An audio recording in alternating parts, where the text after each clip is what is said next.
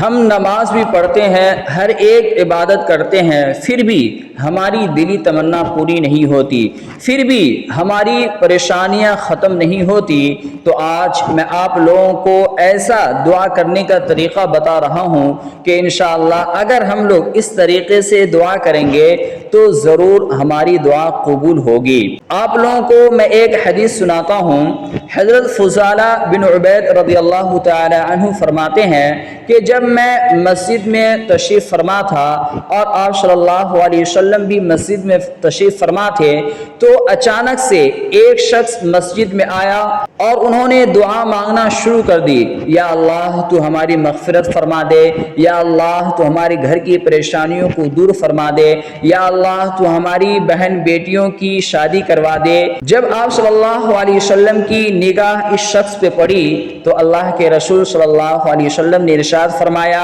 اے دعا مانگنے والے، تم نے دعا مانگنے میں بہت ہی جلدی کر دی، بلکہ آپ کو تو یہ چاہیے تھا کہ سب سے پہلے اللہ تبارک و تعالیٰ پر حمد و ثنا پڑھیں، پھر اس کے بعد آپ صلی اللہ علیہ وسلم پر یعنی کہ مجھ پر درود شریف پڑھتے، پھر اس کے بعد اپنی حاجت کو، اپنی تمناؤں کو اللہ تبارک و تعالیٰ کے دربار میں رکھتے، پھر اس کے بعد تمہاری دعا قبول ہوتی۔ پھر اس شخص کے جانے کے بعد پھر ایک شخص آئے اور آنے کے بعد انہوں نے سب سے پہلے اللہ تبارک و تعالیٰ کی حمد و ثنا بیان کی، پھر اس کے بعد آپ صلی اللہ علیہ وسلم پر درود پڑھی، پھر اس کے بعد انہوں نے اپنی حاجت کو رکھا، یا اللہ تو ہماری مغفرت فرما، یا اللہ تو ہمارے گھروں میں برکت عطا فرما، یا اللہ تو ہماری بہن بیٹیوں کی شادی فرما۔ جب یہ دعا مانگ رہے تھے تو اللہ کے رسول صلی اللہ علیہ وسلم نے ارشاد فرمایا،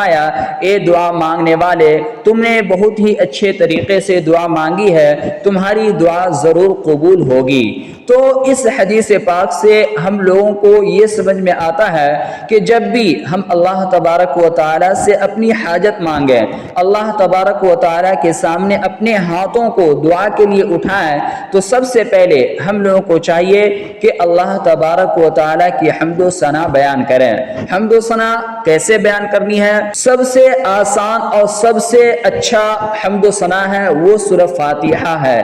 جب بھی آپ دعا کے لیے ہاتھ اٹھائیں تو سب سے پہلے سورہ فاتحہ پڑھیں، الحمدللہ رب العالمین الرحمن الرحیم، آخر تک اس کو پڑھیں۔ اس کے بعد آپ صلی اللہ علیہ وسلم پر درود بھیجیں، درود ابراہیمی پڑھیں، اللہم صلی علی محمد وعلی آل محمد کما صلیت علی ابراہیم وعلی آل ابراہیم انک حمید مجید۔ پھر اس کے بعد اگر آپ کو کوئی مسنون دعا یاد ہے عربی کا تو آپ پڑھیں، اگر عربی یاد نہیں ہے تو آپ اردو ہی میں یہ کہہ لیا کریں، یا اللہ تو بڑا ہی غفور الرحیم ہے، یا اللہ تیری قدرت بہت بڑی ہے، یا اللہ تو بڑا ہی رحیم ہے، یا اللہ تو ہماری مغفرت فرما، یا اللہ تیرے سوا کون ہے جو ہماری مغفرت فرمائے، یا اللہ تو ہمارے گھر کی ساری پریشانیوں کو دور فرما۔ تو اس طریقے سے اگر ہم اللہ تبارک و تعالیٰ کی حمد و ثنا بیان کریں، پھر اس کے بعد اپنی حاجت کو